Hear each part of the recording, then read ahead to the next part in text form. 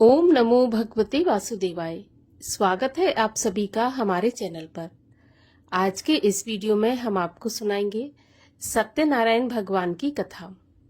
सत्यनारायण भगवान की कथा में कुल 5 अध्याय हैं और आज के इस वीडियो में हम आपको 5 अध्यायों की कथा सुनाएंगे।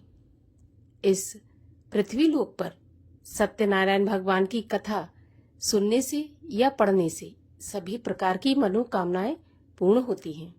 तो आइए भगवान श्री हरि का ध्यान करते हुए सुनते हैं श्री सत्यनारायण व्रत की कथा। पहला अध्याय।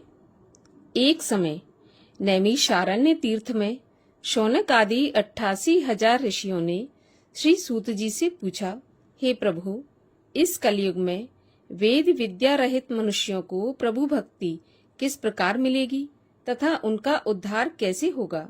इसीलिए हे मुनि श्रेष्ठ, कोई ऐसा तप कहिए जिससे थोड़े समय में पुण्य प्राप्त हो तथा मनवांछित फल मिले। वह कथा सुनने की हमारी इच्छा है। सर्वशास्त्र ज्ञाता श्री सूत जी बोले, हे वैष्णवों, आप सबने सर्व प्राणियों के हित की बात पूछी है। अब मैं उस श्रेष्ठ व्रत को आप लोगों से कहूंगा जिस व्रत को नारद जी ने लक्ष्मी नारायण से पूछा था और श्री लक्ष्मीपति ने मुनि श्रेष्ठ नारद जी से कहा था। सो ध्यान से सुनिए। एक समय योगी राज नारद जी दूसरों के हित की इच्छा से अनेक लोकों में घूमते हुए मृत्यु लोक में आ पहुंचे। वहां बहुत से योनियों में जन्मे हुए प्रायः सभी मनुष्यों को अपने कर्मों के द्वारा अनेक दुखों से पीड़ित देखकर सोचा कि किस यत्न के करने से निश्चय ही इनके दुखों का नाश हो सकेगा। ऐसा मन में सोचकर विष्णु लोक को गए। वहां श्वेत वर्ण और 4 भुजाओं वाले देवों के ईश्वर नारायण को, जिनके हाथों में शंख, चक्र, गदा और पद्म थे तथा वरमाला पहने हुए थे, देखकर स्तुति करने लगे। हे भगवान, आप अत्यंत शक्ति से संपन्न हैं। मन तथा वाणी भी आपको नहीं पा सकती। आपका आदि मध्य और अंत कुछ नहीं है। निर्गुण स्वरूप, सृष्टि के कारणभूत व भक्तों के दुखों को नष्ट करने वाले हो। आपको मेरा नमस्कार है। नारद जी से इस प्रकार की स्तुति सुनकर भगवान विष्णु बोले, हे मुनि श्रेष्ठ, आपके मन में क्या है? आपका यहाँ किस काम के लिए आगमन हुआ है? सो निसंकोच कहिए। तब नारद मुनि बोले, मृत्यु लोक में सब मनुष्य जो अनेक योनियों में पैदा हुए हैं, अपने अपने कर्मों के द्वारा अनेक प्रकार के दुखों से दुखी हो रहे हैं। हे नाथ, मुझ पर दया रखते हुए बतलाइए कि उन मनुष्यों के सब दुख थोड़े से ही प्रयत्न से कैसे दूर हो सकते हैं। श्री भगवान जी बोले, हे नारद, मनुष्यों की भलाई के लिए तुमने बहुत अच्छी बात पूछी है। जिस काम के करने से मनुष्य मोह से छूट जाता है वह मैं तुम्हें कहता हूँ। सुनो, बहुत पुण्य देने वाला स्वर्ग तथा मनुष्य लोक दोनों में दुर्लभ एक उत्तम व्रत है। आज मैं प्रेमवश होकर तुमसे कहता हूँ। श्री सत्यनारायण का यह व्रत अच्छी तरह विधान पूर्वक करके मनुष्य तुरंत ही यहाँ सुख भोग कर मरने पर मोक्ष को प्राप्त होता है। श्री भगवान के वचन सुनकर नारद मुनि बोले कि उस व्रत का क्या फल है, क्या विधान है और किसने यह व्रत किया है और किस दिन यह व्रत करना चाहिए, विस्तार से कहिए। भगवान बोले, दुख शोक आदि को दूर करने वाला, धन धान्य को बढ़ाने वाला, सौभाग्य तथा संतान को देने वाला यह व्रत सब स्थानों पर विजय कराने वाला है। भक्ति और श्रद्धा के साथ किसी भी दिन मनुष्य श्री सत्यनारायण की शाम के समय ब्राह्मणों और बंधुओं के साथ धर्मपरायण होकर पूजा करें। भक्ति भाव से नैवेद्य, केले के फल, घी, दूध और गेहूं का चूर्ण सवाया लेवें।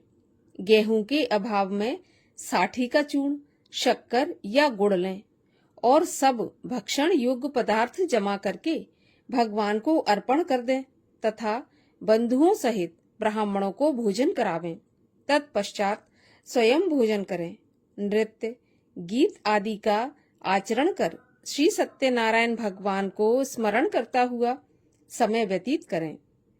इस तरह व्रत करने पर मनुष्यों की इच्छा निश्चय ही पूरी होती है। विशेष कली काल में भूमि पर यही मोक्ष का एक सरल उपाय है। दूसरा अध्याय। सूत जी बोले, हे ऋषियों, जिसने पहले समय में इस व्रत को किया है उसका इतिहास कहता हूं, सो ध्यान से सुनो। सुंदर काशीपुरी नगरी में एक अति निर्धन ब्राह्मण रहता था। वह भूख प्यास से बेचैन हुआ नित्य ही पृथ्वी पर घूमता था। ब्राह्मणों से प्रेम करने वाले भगवान ने ब्राह्मण को दुखी देखकर बूढ़े ब्राह्मण का रूप धर के उसके पास जाकर आदर के साथ पूछा, हे ब्राह्मण, नित्य दुखी पृथ्वी पर क्यों घूमता है? हे श्रेष्ठ ब्राह्मण, यह सब मुझसे कहो, मैं सुनना चाहता हूँ। तब ब्राह्मण बोला, मैं बहुत निर्धन ब्राह्मण हूँ, भिक्षा के लिए पृथ्वी पर फिरता हूँ। हे भगवान, यदि आप इसका उपाय जानते हो तो कृपा करके मुझसे कहिए। वृद्ध ब्राह्मण बोला कि श्री सत्यनारायण भगवान मनोवांछित फल देने वाले हैं, इसीलिए हे ब्राह्मण, तू उनका पूजन कर, जिसके करने से मनुष्य सभी दुखों से मुक्त हो जाता है। ब्राह्मण को व्रत का सारा विधान बताकर बूढ़े ब्राह्मण का रूप धारण करने वाले श्री सत्यनारायण भगवान अंतर्ध्यान हो गए। जिस व्रत को बूढ़े ब्राह्मण ने बताया है, मैं उसको करूंगा, ऐसा निश्चय कर उसे रात में नींद भी नहीं आई। वह सवेरे ही उठकर श्री सत्यनारायण भगवान के व्रत का निश्चय करके भिक्षा के लिए चला। उस दिन उसको भिक्षा में बहुत धन मिला, जिससे बंधु बांधवों के साथ उसने श्री सत्यनारायण भगवान का व्रत किया। इसके करने से वह ब्राह्मण सभी दुखों से छूटकर अनेक प्रकार की संपत्तियों से युक्त हुआ। उस समय से वह ब्राह्मण हर महीने यह व्रत करने लगा। इस तरह श्री सत्यनारायण भगवान के व्रत को जो करेगा वह सब पापों से छूटकर मोक्ष को प्राप्त होगा।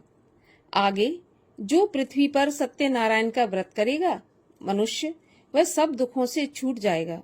इस तरह नारद जी ने नारायण का कहा हुआ यह व्रत तुमसे कहा।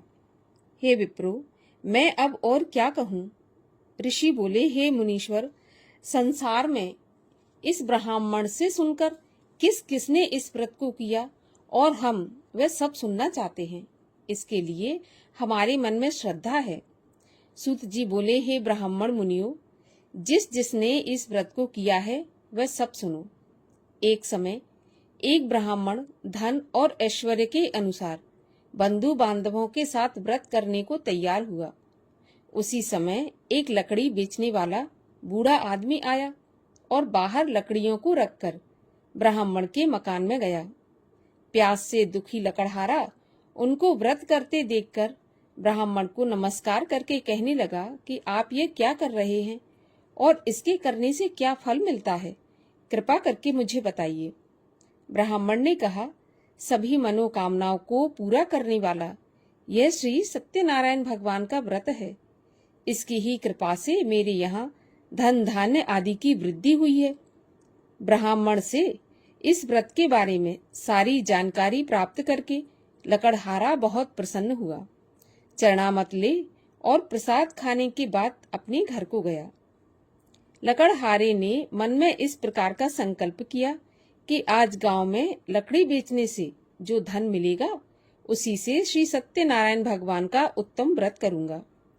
ऐसा मन में विचार करके बूढ़ा ब्राह्मण लकड़ियां अपने सिर पर रखकर जिस नगर में धनवान लोग रहते थे वह ऐसे सुंदर नगर में गया। उस रोज वहां पर उन लकड़ियों का दाम पहले दिनों से चौगुना मिला।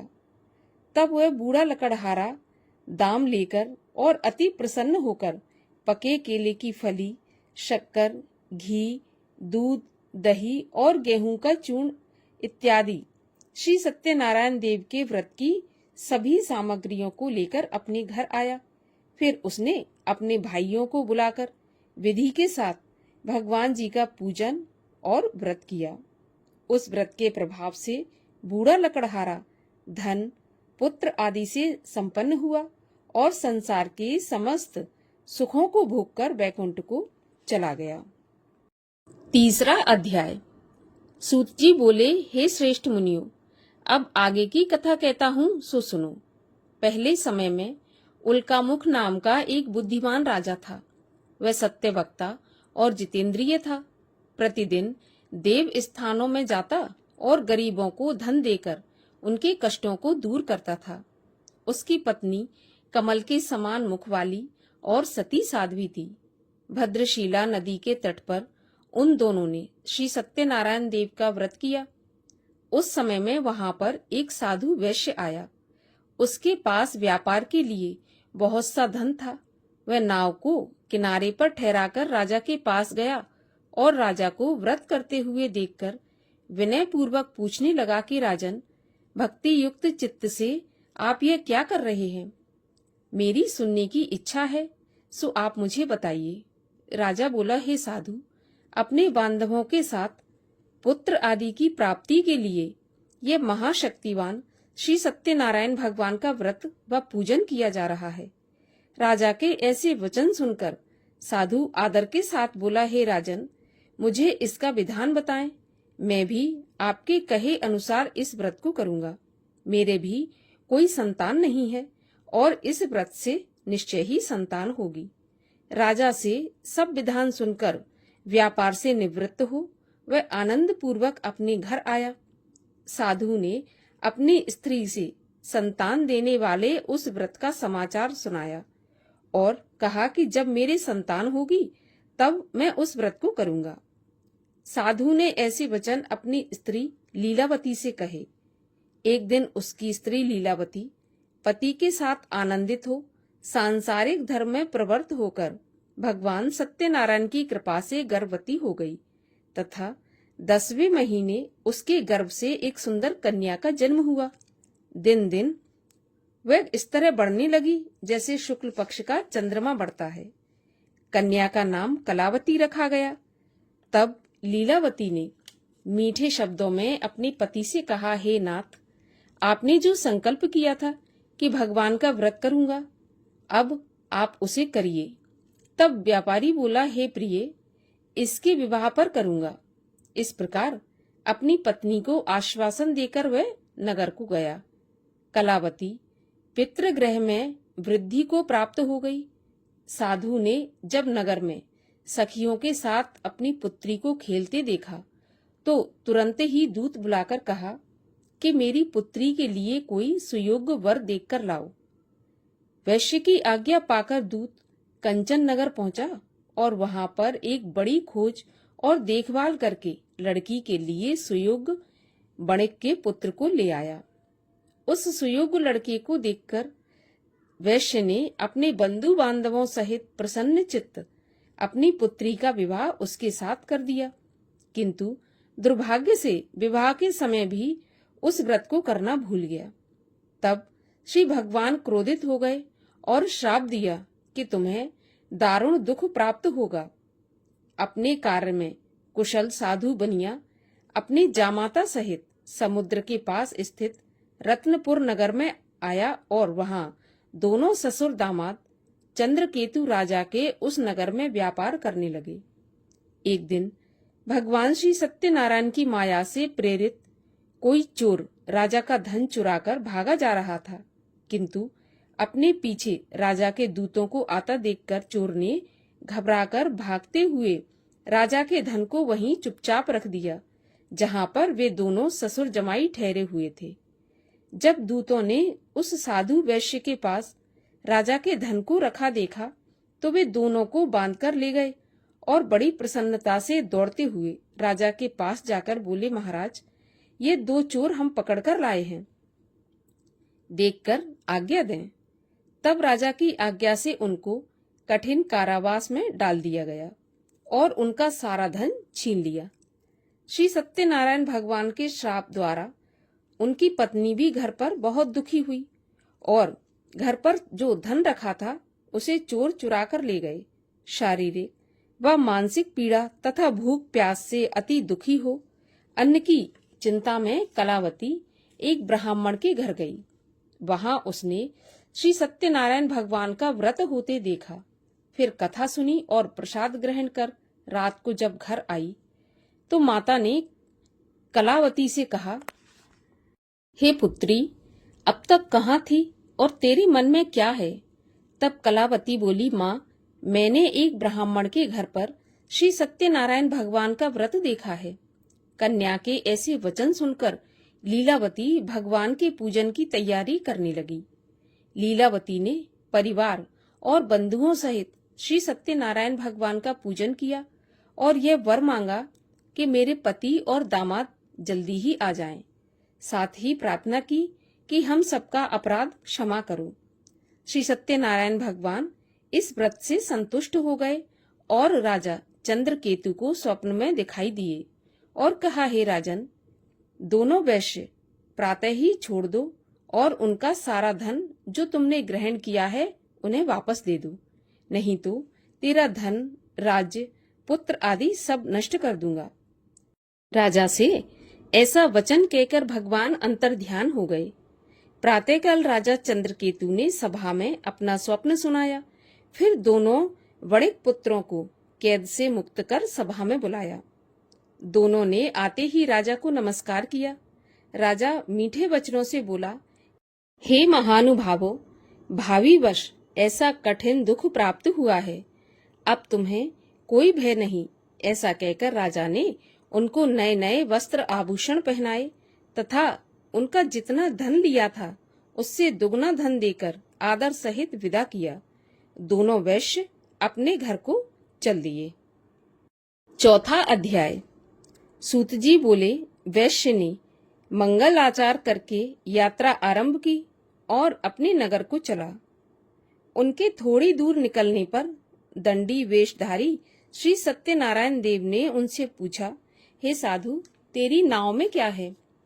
तब वह घमंडी बने खसता हुआ बोला, हे दंडी, आप क्यों पूछते हो? क्या धन लेने की इच्छा है? मेरी नाव में तो बेल तथा पत्ते आदि भरे हैं। वैश्य के ऐसे कठोर वचन सुनकर भगवान ने कहा, तुम्हारा वचन सत्य हो। दंडी ऐसा कहकर वहां से चले गए और कुछ दूर जाकर समुद्र के किनारे बैठ गए।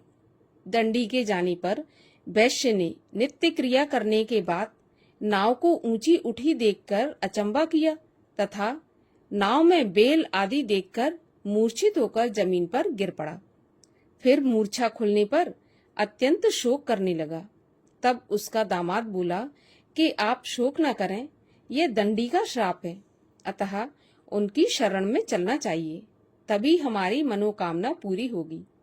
दामाद के ऐसे वचन सुनकर वह दंडी के पास पहुंचा और अत्यंत भक्ति भाव से नमस्कार करके बोला, मैंने जो आपसे असत्य वचन कहे थे उनको क्षमा करें। ऐसा कहकर महान शोक आतुर रोने लगा। तब दंडी भगवान बोले, हे बणिक पुत्र, मेरी आज्ञा से बार बार तुम्हें दुख प्राप्त हुआ है, तुम मेरी पूजा से विमुख हुआ है। साधु बोला, हे भगवान, आपकी माया से मोहित ब्रह्मा आदि भी आपके रूप को नहीं जानते, मैं अज्ञानी कैसे जान सकता हूँ?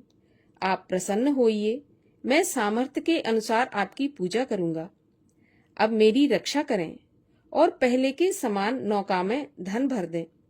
उसके भक्ति युक्त वचन सुनकर भगवान प्रसन्न हो उनकी इच्छा के अनुसार वरदान देकर अंतर्ध्यान हो गए। तब उन्होंने नाव पर आकर देखा कि नाव धन से भरी हुई है। फिर वह भगवान सत्यनारायण का पूजन करके साथियों सहित अपने नगर को चला।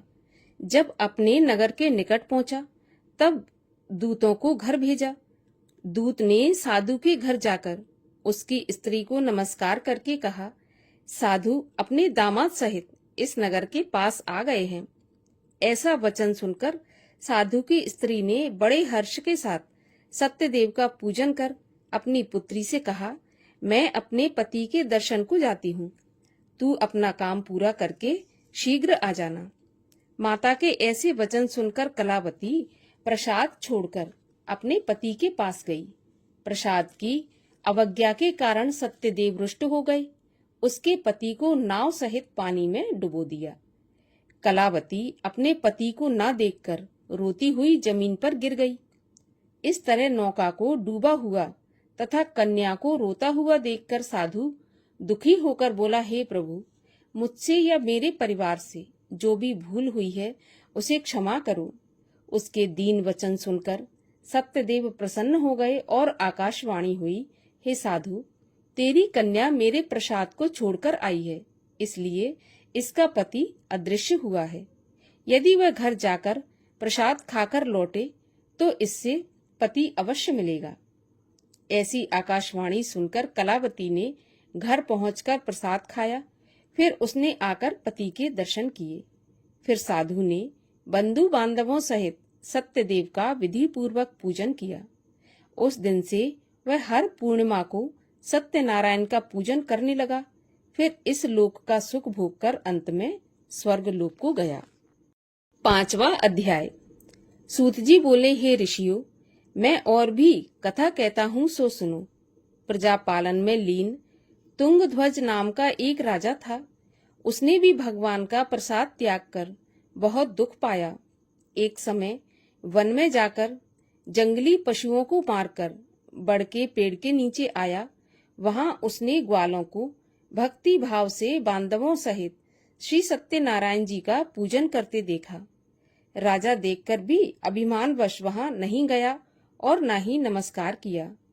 तब ग्वालों ने भगवान का प्रसाद उसके सामने रखा तो वह प्रसाद को त्याग कर अपनी सुंदर नगरी को चला गया।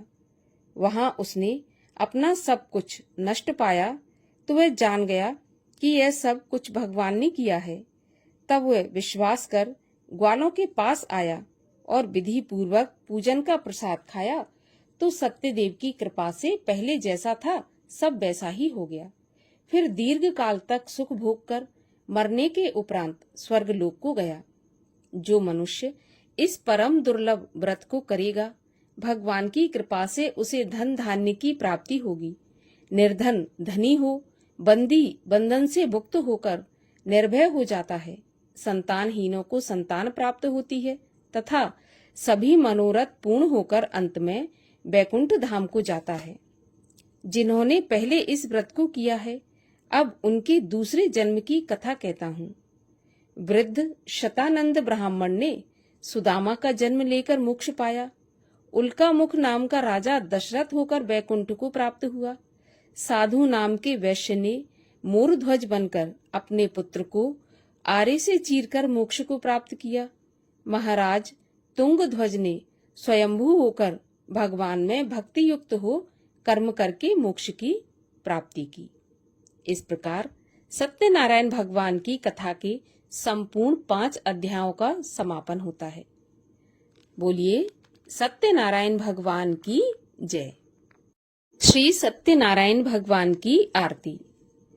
ओम जय लक्ष्मी रमणा, श्री जय लक्ष्मी रमणा, सत्यनारायण स्वामी जनपातक हरणा।